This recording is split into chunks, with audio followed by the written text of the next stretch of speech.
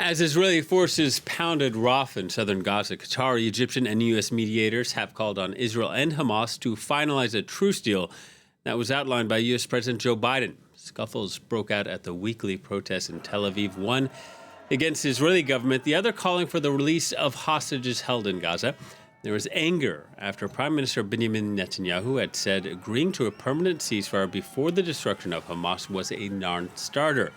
Meanwhile, two far-right ministers said if he accepted the deal, they would quit, which would collapse his far-right ruling coalition. Our chief foreign editor, Rob Parsons, following developments from Jerusalem, and we can speak to him now. Hello to you, Rob. Just how delicate is the political situation in Israel? Well, in a word, very. There is a swirl of confusion around this deal at the moment. Nobody knows quite, who is behind it, who supports it. They know who doesn't support it. That much is true. You mentioned two people on the right there, the security minister and the finance minister. It's Itamar Ben-Gvir and Bezalel Smotrich. They have made absolutely clear, as they have done in the past, that if there is support for a permanent ceasefire and Israel has not yet achieved what it calls total victory in the Gaza Strip, they will not support any deal. They've repeated that today to Benjamin Netanyahu. They've told him if he signs on to the deal that's on the table at the moment, they will withdraw their support from his government, which may cause it to fall or may not, because there is support from elsewhere within the Knesset, from one of the parties, held 24 seats, who have said that if Benjamin Netanyahu supports this deal and the right wing threatens to pull the rug from under him, they will give him the backing he needs to keep going. So, there are a lot of difficult decisions, political decisions, for Benjamin Netanyahu to make before he decides which direction to jump. Yeah, what about the public's reaction to this proposal? Well, there has been a certain amount of support for it. The big demonstration in Tel Aviv last night, where it's estimated 120,000 people were there at it, of the families of the hostages.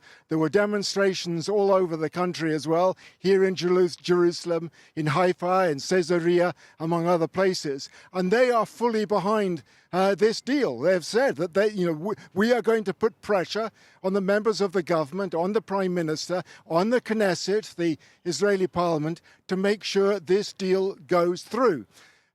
It's not absolutely clear where Benjamin Netanyahu, the Prime Minister himself, stands on this deal. He made a statement yesterday, Saturday, saying that there could be no permanent ceasefire unless Israel had achieved all its objectives in the Gaza Strip, which of course includes the complete destruction of Hamas. But the question, I suppose, is what does that precisely mean, the complete destruction of Hamas? Joe Biden, speaking the other day when he announced this deal, said Hamas was already destroyed as a fighting organization and as a governing organization.